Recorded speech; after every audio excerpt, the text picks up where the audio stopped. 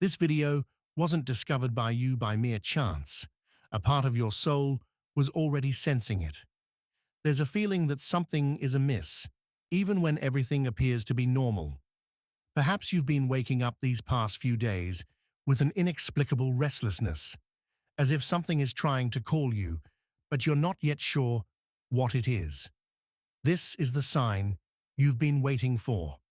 There exists a dimension where nothing goes wrong, but it doesn't reveal itself to those who are distracted, rushing, or trying to figure everything out with their minds.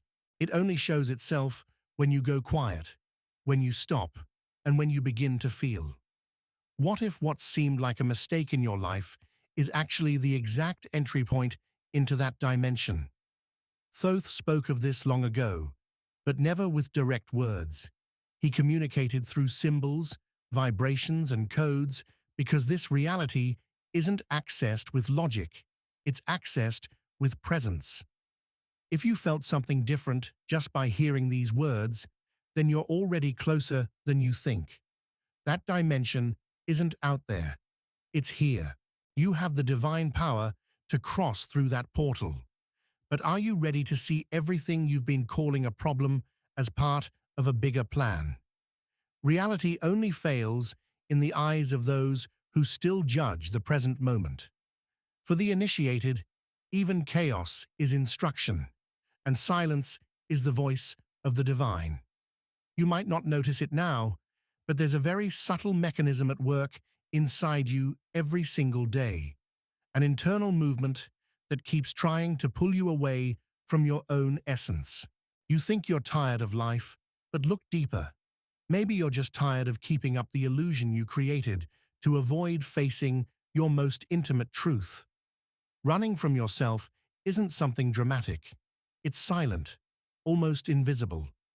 It hides in the distractions you repeat every day, the endless scrolling on social media, the surface-level conversations, the obligations you say yes to just so you won't have to stop. It's in the constant attempt to fill the void with anything that will distract you from the now. This escape is so common that most people don't even realize they're living inside it. But there's a price to pay for it, and the price is high. Every time you disconnect from yourself, you fragment. Your energy scatters. You feel like you're in many places at once, but you're not fully present in any of them. Your mind runs to the future, trying to predict what will happen. Your memory screams from the past, bringing guilt, longing, or regret. And the present goes silent. It fades. It becomes unbearable. That's why most people are afraid of silence, because silence can't be controlled. It reveals. When you shut down the external noise, you start to hear what's inside. But not everyone is ready for that, because inside lives a powerful force, an untamed power, something you can't control with the rules of the rational mind, something that challenges you to remember who you truly are. Have you noticed how easy it is to get distracted?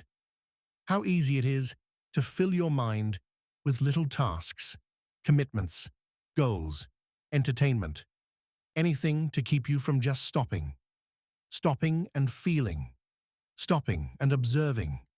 Stopping and hearing what's being asked of you, not by the world, but by your soul.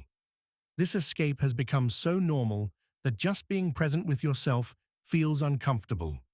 You try to avoid it, like you'd avoid pain. But what you're avoiding isn't pain. It's depth. It's power. It's clarity. It's reconnection. That's why you feel like something's missing, even when you have everything. That's why it seems like life slips through your fingers, even when it's working. Because something inside you knows you're not fully where you are.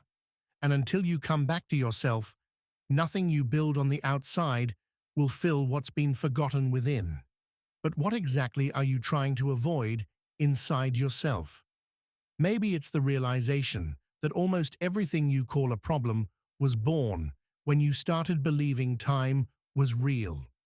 Not natural time, the one that organizes sunrise and sunset, but mental time, the one you created within to try to control what can't be controlled. This psychological time is the first veil that pulled you away from presence. And it's also the origin of the idea that things went wrong. Yes, time as you know it isn't neutral. It's a belief system, an invisible construction you use all the time to keep moving, but moving without roots. And it's within this mental time that guilt lives. It's where you compare yourself, fall behind, rush ahead. It's where you always feel in debt for what you didn't do or anxious about what hasn't happened yet. The ancients knew this. Thoth called time the measure of forgetting, because it's through time that you drift away from the now. And when you drift from the now, you start inventing versions of yourself that need to be fixed, healed, or perfected. The past becomes a ghost, the future an obsession, and the present, the only place where you can truly exist, becomes unbearable. Observe your mind for a moment. Where is it now? Probably racing backward or forward, remembering what you didn't say, what you didn't do, what you should have done, or projecting. Will it work out? What if it doesn't happen? When will it come? This restlessness feels natural, but it's a vibrational prison, because the more you live between the before and the after, the less energy you have to create the now. And the now is the only real point of manifestation. Time, in this sense, becomes an entity that pressures you. It makes you believe you're late, that you miss chances, that you're always chasing something. And even when everything is fine, it whispers that maybe it won't last, that something might go wrong. Do you feel that? Like there's always something more that hasn't arrived yet? That's not intuition. That's the time you're feeding as a way to avoid the depth of the present. Spiritual alchemy teaches that time isn't the enemy, but it must be transcended. It's not solid, it's vibrational. It responds to your internal state. When you're present, it bends, it slows down. Days feel fuller, decisions flow. You notice the signs. But when you're fragmented, time turns into rush, delay, urgency, and everything feels hard. It's not that things went wrong, it's that you left the now. And every time you leave the now, what happens loses meaning, because the meaning of things isn't in the events. It's in the state of consciousness you're in when they happen. The same event can be a trauma or a revelation, depending on your presence at the moment it unfolds. That's what the masters meant by governing time not with a clock, but with a vibrational state. That's why some people can do so much in silence, while others, even with non-stop action, feel empty. Time starts to sabotage you when you turn it into an absolute reference. When you say, "It wasn't the right time, maybe in the future. Someday, I'll get there." You project forward something that can only be lived now. The desire you feel isn't in the future.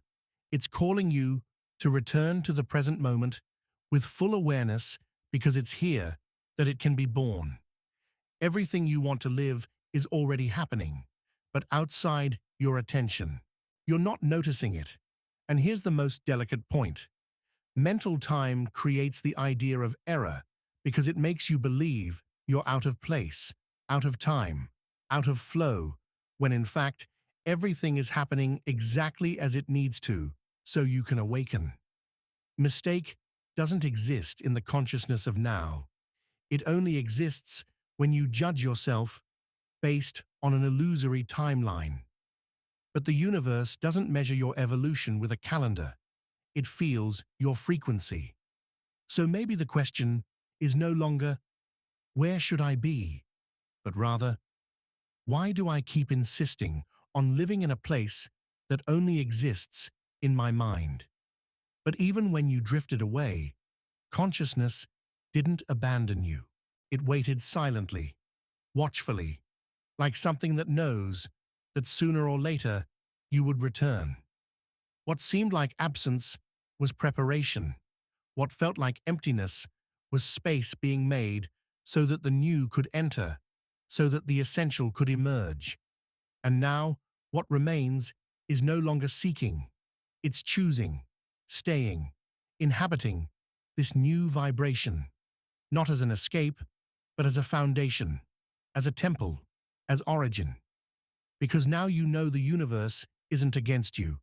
It's waiting for you to remember that everything you are is already enough to support this reality, and that when you don't judge, don't resist, don't try to prove anything, the world around you changes because your frequency changed, because your state of being is finally at peace with what is.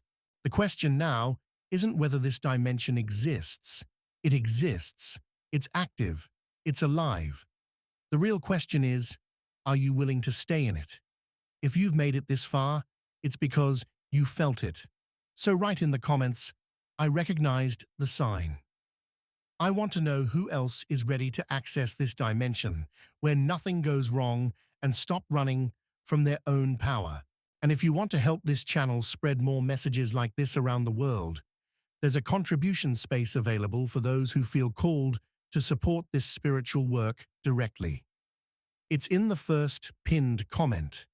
Every contribution is a way to help this light reach those who are still in the dark.